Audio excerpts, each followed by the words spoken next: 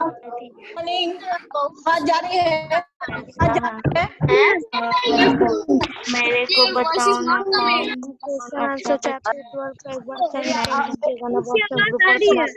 Picture send करने के लिए चैप्टर 20 क्वेश्चन आंसर का सेंड कर दीजिए। ओके, सेंड कर देंगे। और कुछ अच्छा जो होल है now children stop talking, all of you stop talking, all of you stop talking, do not talk. Yes, now children, today listen me carefully. Today we will study lesson 13 because lesson 12 is related with lesson 13.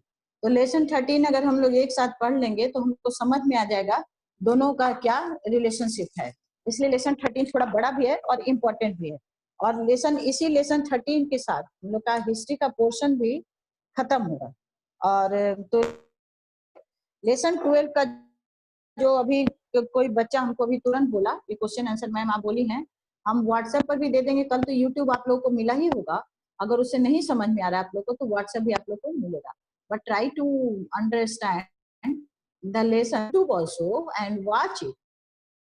इसको आप लोग एक बार देखिए, 3 बार देखिए, ये आप लोग के लिए ही हम डालते हैं कि बच्चे जो है जिनका क्लास छूट रहा है या जो नहीं अपने आप को मेंटेन कर पा रहे हैं भी आपसे हो सके उसको देख करके और समझने की कोशिश। I think most of you are very intelligent और बात तो समझते भी हैं, तो उनको थोड़ा बहुत खुद भी सेल्फ स्टडी भी करना चाहिए। जब भी आपको whenever you are getting mobile मिल जाए, समय मिल जाए, आप लोग उसको पढ़ना शुरू करिए। Your own studies listen the में जो हम लोग डाल रहे हैं तो अभी हम लाइव क्लास ले रहे हैं, वो लाइव रिकॉर्डिंग रहता है उसमें, तो उससे आपको समझ में भी आएगा।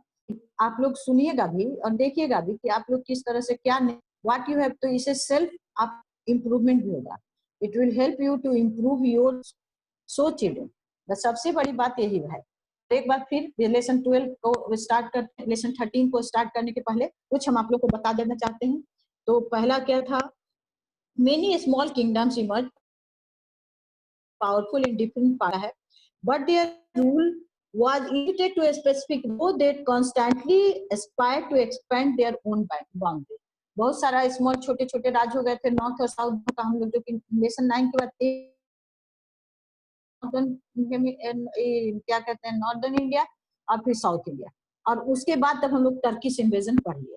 उसके बाद कहता है लेकिन अब टर्किश इन्वेजन बाहर के लोग हमारे कंट्री में कैसे, how they have entered in our country.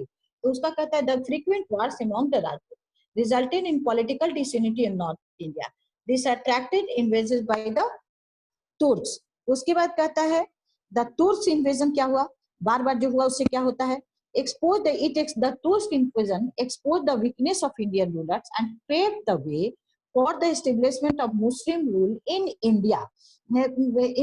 Trade interest also attracted many Muslims to settle India. इसकी वजह से आ गए।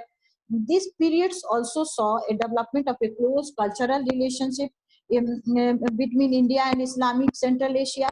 और उसके बाद फिर इसका कारण क्या था, उसके बाद मोहम्मद हम लोग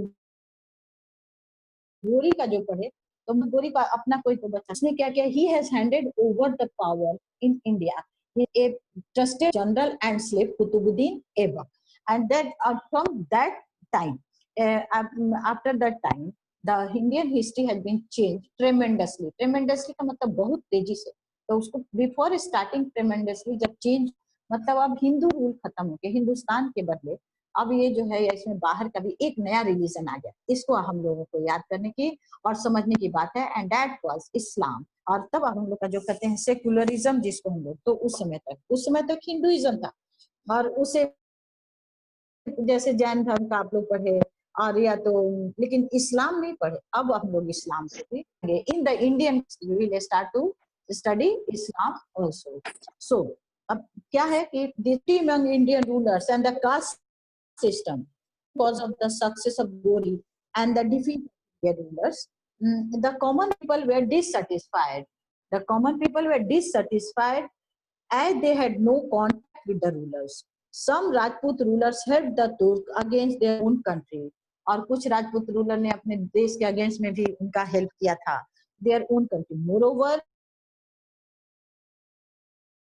the feudal system of the kings. Ghori's army was well equipped and his camps were properly planned. The Muslim armies moved swiftly on their horses as compared to the armies of Indian rulers that used old methods of war, equipment, and elephants.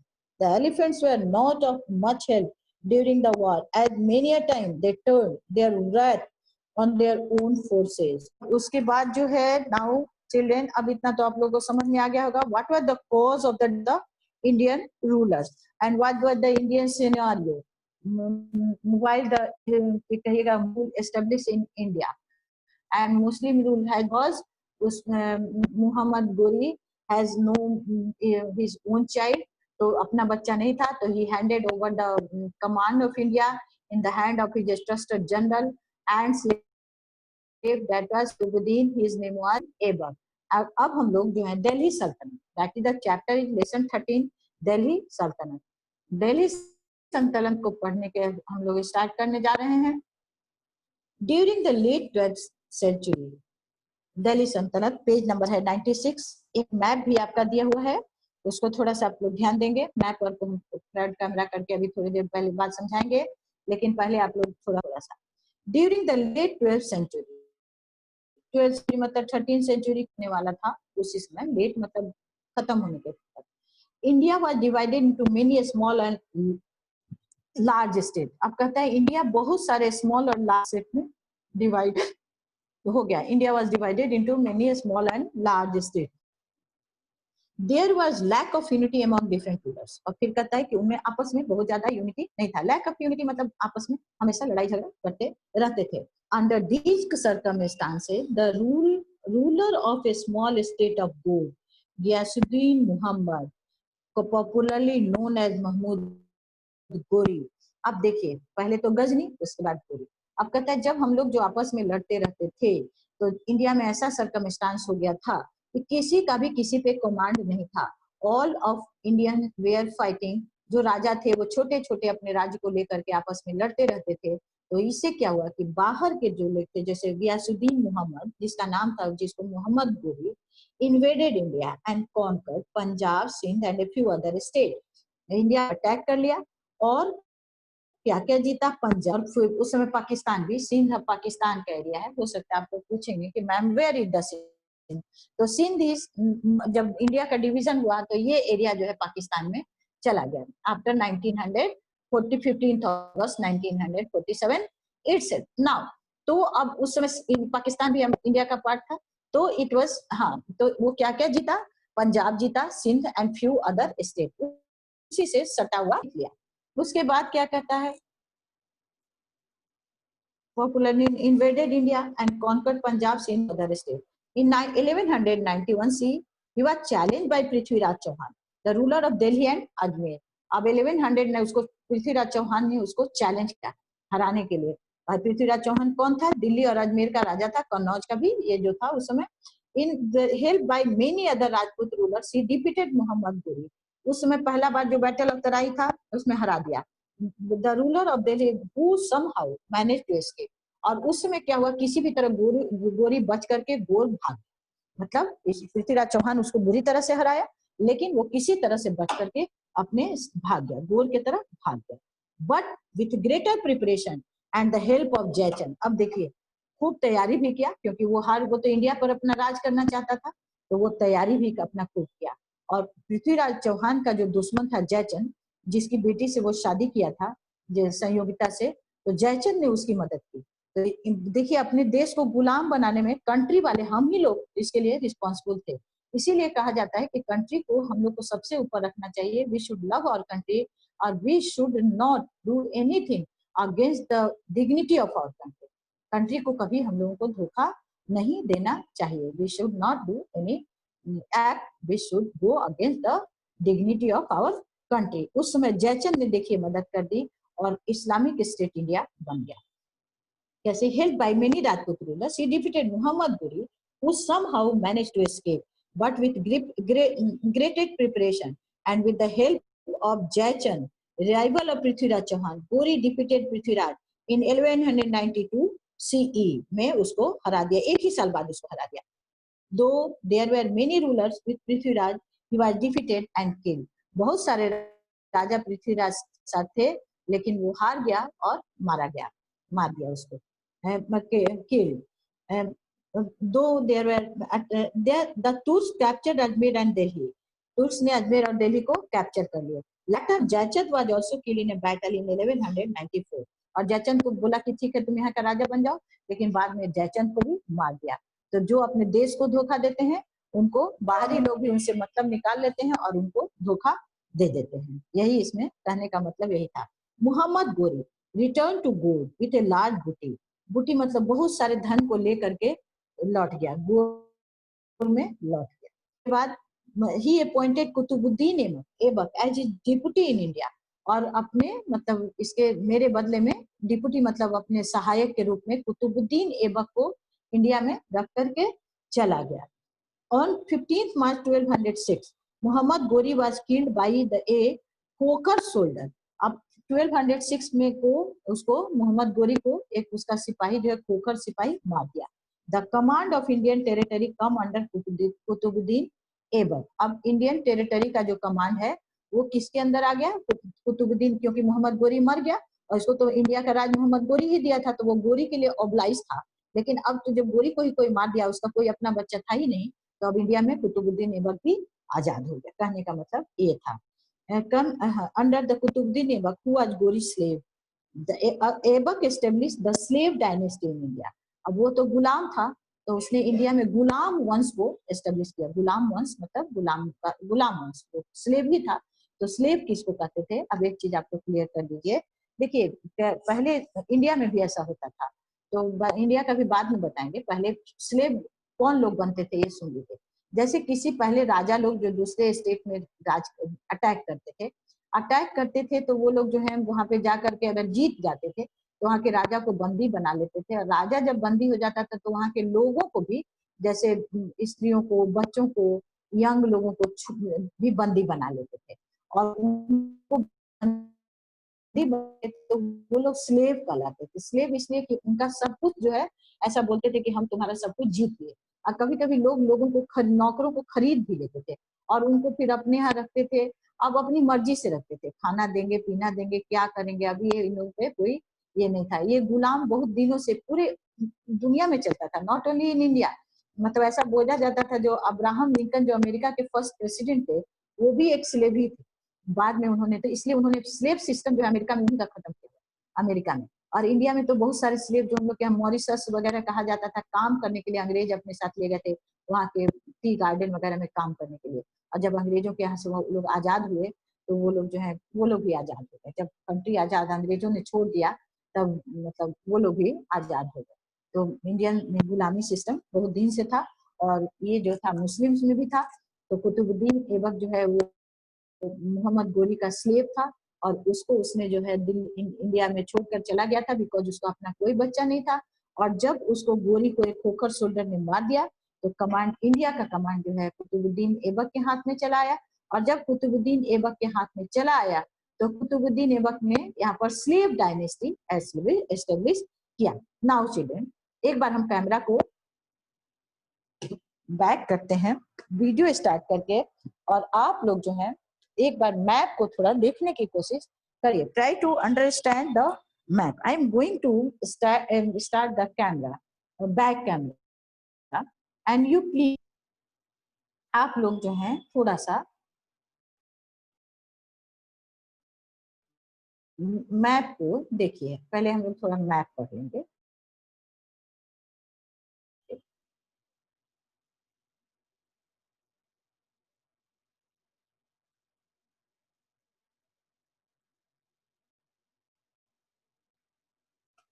देखिए I have started my back camera and here देखिए map है.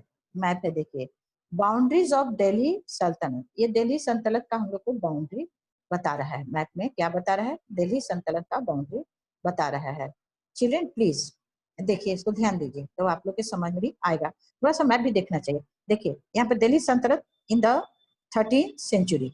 अब ये जो red आप लोग देख रहे हैं, दिस रेड, ये रेड, ये जो है देख रहे हैं आप लोग, ये देखिए यहाँ से ऐसे करके, ये दिस इज द बाउंड्री है, ये बाउंड्री है। दिल्ली सल्तनत कहाँ से कहाँ तक था। तो अब देखिए कश्मीर का एरिया यहाँ जो अभी हम लोग का इंडिया का है, और इधर का जितना ये सब जो है, ये सब दीज आर द पाकिस्तान की तरफ का एरिया है। ये हम लोग को लेता हुआ देखिए, ये पंजाब हो गया, और अब इधर से ही ये इंडिया का इधर कश्मीर, ये सारा हम लोग का पार्ट था, अब अभी है नया में। लेकिन ये लोग इधर से लेकर के आप समझिए कि ये इधर बिहार, बंगाल, उड़ीसा, मध्य प्रदेश, और हम लोग का जो है ये एरिया जो है उड़ीसा का नहीं, एरिया आपका समझ लीजिए कि आंध्रा का जो तेलंगाना, तेलंगाना के तरफ का एरिया जो है, वो एरिया लेता हुआ इधर देखिए इस तरह से क्या है, इधर से इस तरफ से ये सिंध, ये सिंध जिधर अटैक करके और आया था ना, ये सारा एरिया आप पाकिस्तान की तरफ चला गया। Is it clear to all of you? Map थोड़ा सा फिर से देख लीजिए, ध्यान दे दीजिए। ये सारा जो है ये दिस वन, ये सारा जो है ये हम लोगों का एरिया हो गया। इधर इधर इधर बिहार, झारखंड, मतलब यहाँ उड़ीसा तक, इधर से बिहार, झारखंड, मध्य प्रदेश का एरिया इधर सिंध की तरफ हम लोग चले गए। उत्तर प्रदेश का एरिया दिल्ली, फिर दिल्ली से सटा हुआ इधर आप लोग देखते हैं उत्तर प्रदेश है, हरियाणा है, इधर का सारा एरिया में इनका राज था।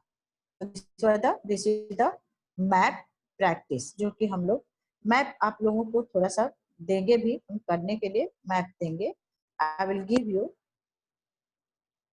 To do the map practice भी आप लोग करेंगे। Children will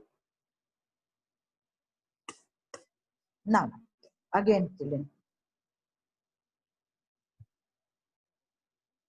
oh why not my voice is not coming?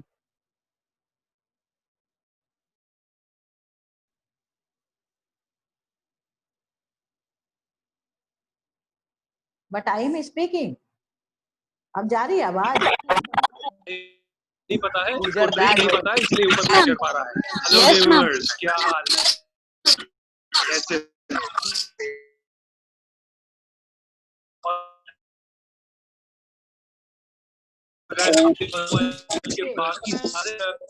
Complain that not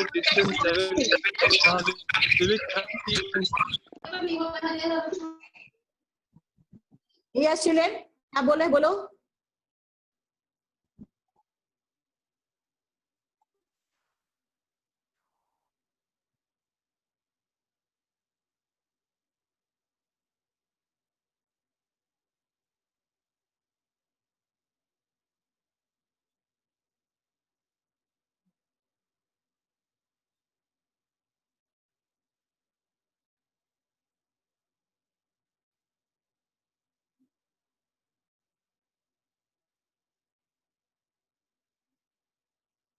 Children, you will get the question answer. You will get the, don't worry about that. That is my problem also. तुम लोग को question answer, don't worry.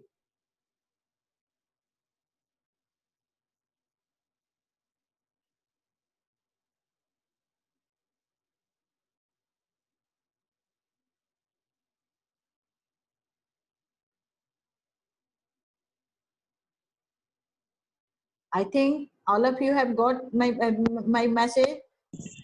All of you have got my message. इसीलिए मैं आपके लिए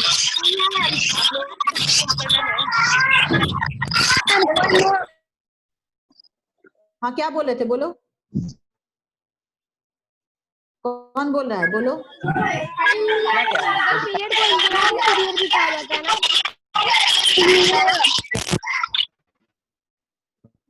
children listen, आप लोग कभी कभी मैसेज, कुछ बच्चे इतना हल्ला करते हैं कि ना लोग खुद सुनते हैं ना दूसरे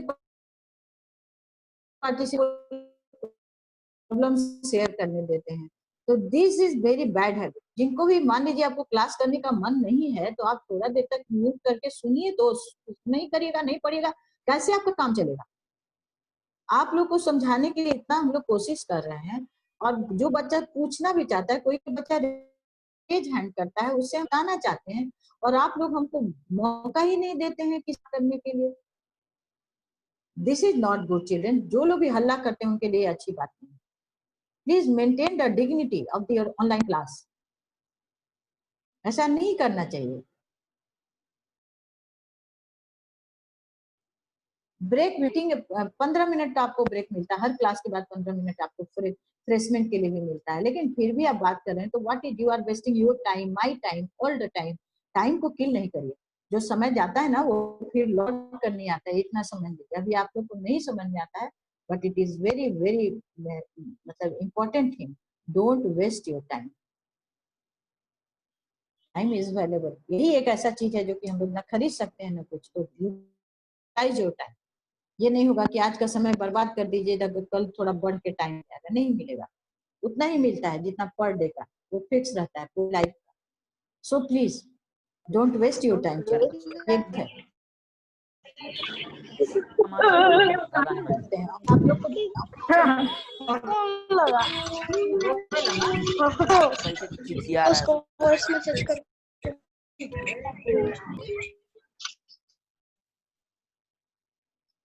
नाउ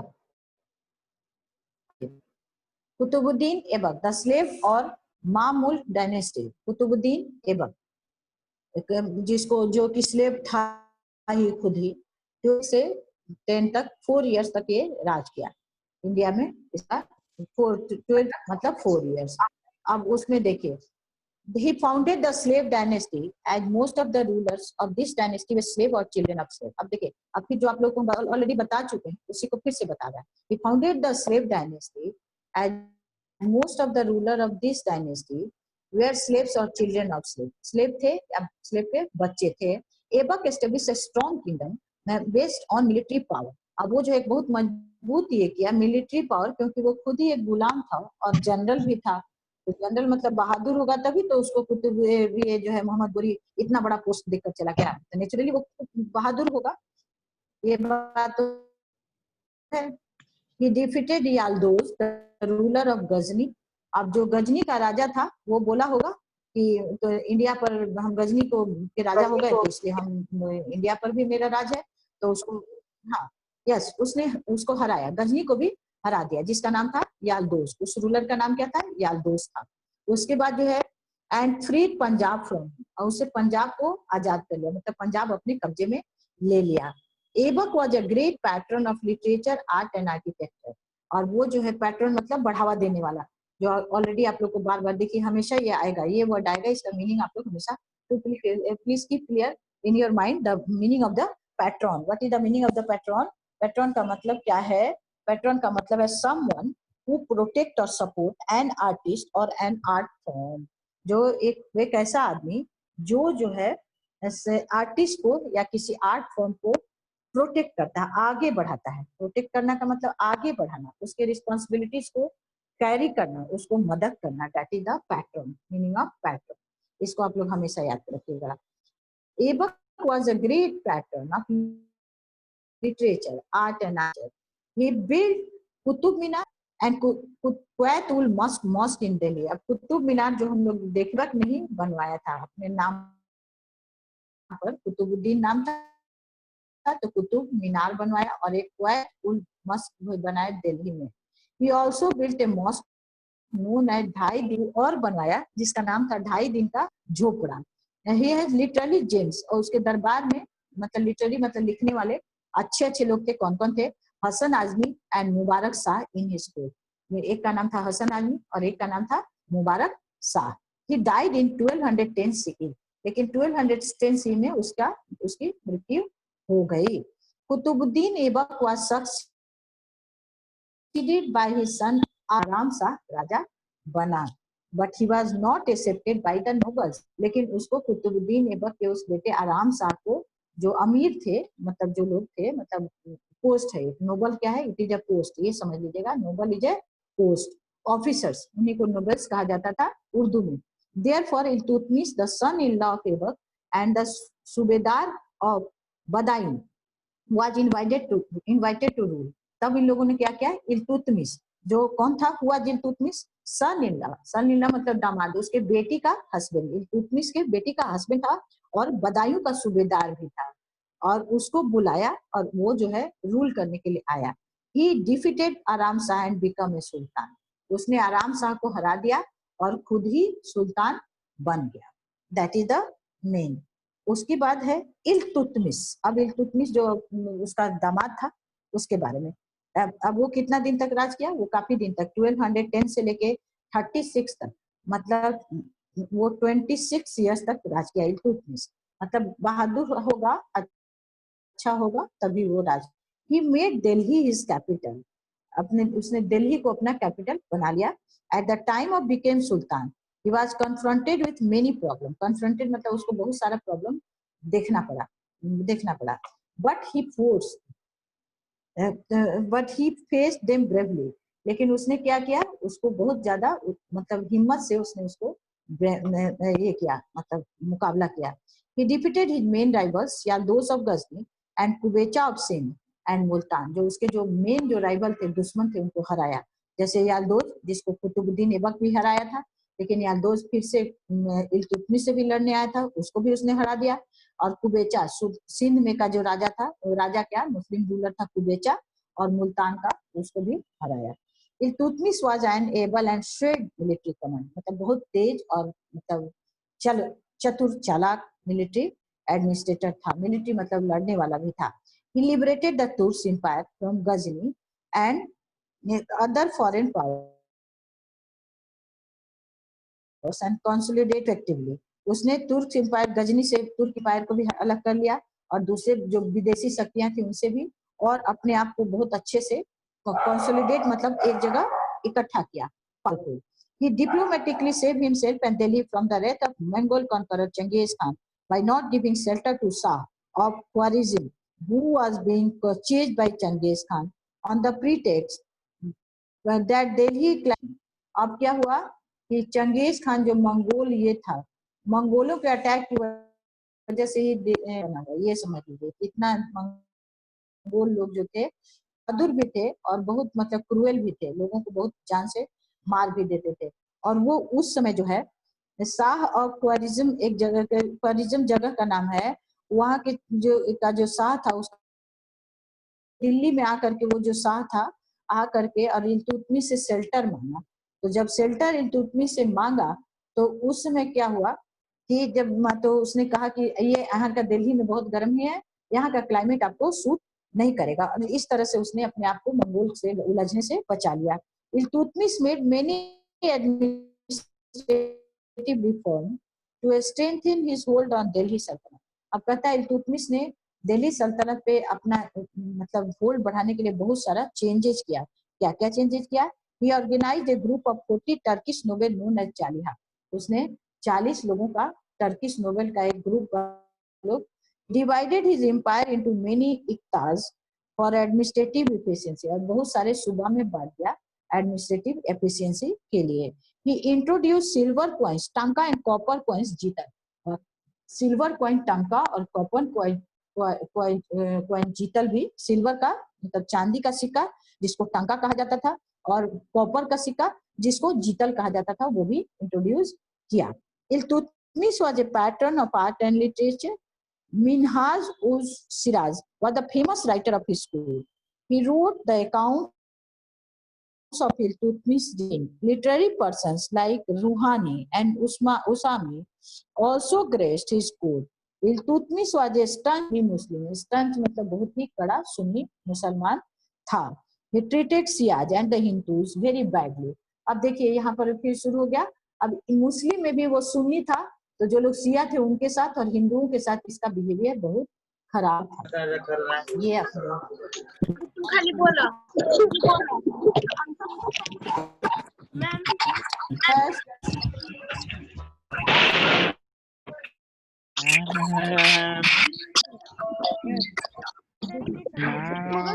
को इंजीनियरिंग भी नहीं कहा जाता है ना? Yes.